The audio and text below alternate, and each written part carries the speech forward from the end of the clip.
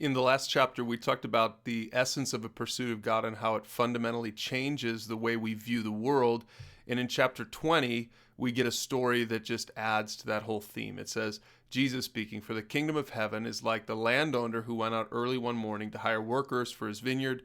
He agreed to pay the normal daily wage, and he sent them out to work." Now, you can read this parable for yourself, but I'll just tell you what it basically is saying is people who are listening to this think it's unfair if God, who is the landowner, if God gives to the person who shows up late to work the same thing that he gives to the person who shows up early to work.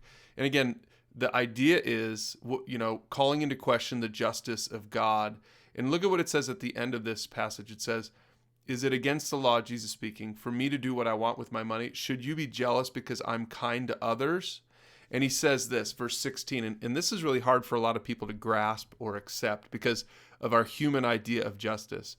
He says, "So those who are last now will be first then, and those who are first will be last." And, maybe he's referring a little bit to Pharisees thinking that, they really had the keys to the kingdom and they had it all figured out, and the disciples are these newbies. Who knows? But certainly for people today, 2,000 years later, this is something that challenges a lot of people who would follow Christ. They would say, well, that just doesn't seem fair.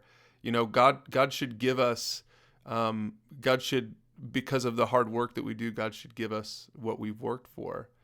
And I think what Jesus is trying to get them to understand is you come to God on his terms, not on your own terms.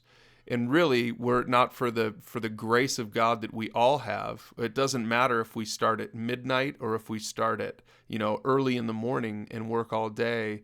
Ultimately, it's salvation by grace through faith. It's not because of the works that we're doing. And so Jesus is just rocking their whole conception of a relationship with God and how to earn it or how to have it, how to get it. Again, we talk about this in Foundations Truth number 1, that we start by trusting Jesus. We don't start by doing good works, and we don't even start by honoring God. We start by trusting Jesus, and that transforms us, and that qualifies us, and then we move forward and we do good works because of our relationship with him. But anyway, as you go on, you'll see then that he as he's going up to Jerusalem, he pulls the disciples aside. Again, he's still blowing their minds. They're still trying to wrap their minds around what it means that he's the Messiah and exactly what that was going to look like. And he tells them privately, and you can read this, but he basically says, "I'm going to die. The Romans are going to kill me, and then I'm going to be raised from the dead." And it's kind of funny because the mother of two of these disciples came to him and on this theme of the kingdom. And remember, anytime you see that word kingdom, we're talking about them understanding what kind of reign and rule Jesus would have as the Messiah, as the Savior. And they still didn't understand what it was going to be about. And because here the mother comes and says, "Hey, would you make sure that my sons can be on your right and on your left?" And I think, again, it just shows that they didn't really understand not only Jesus's plan for his role on the earth, that he would go to the cross, but they also didn't understand the nature of his kingdom. And so he clarifies it in verse 25. He says, "You know that the rulers in this world lord it over their people."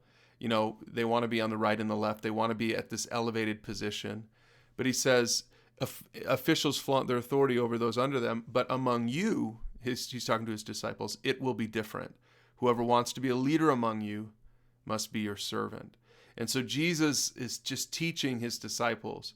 He's helping them he's opening their eyes to see a different vision of a relationship with God, a different vision of what it means to work on the earth for the glory of God.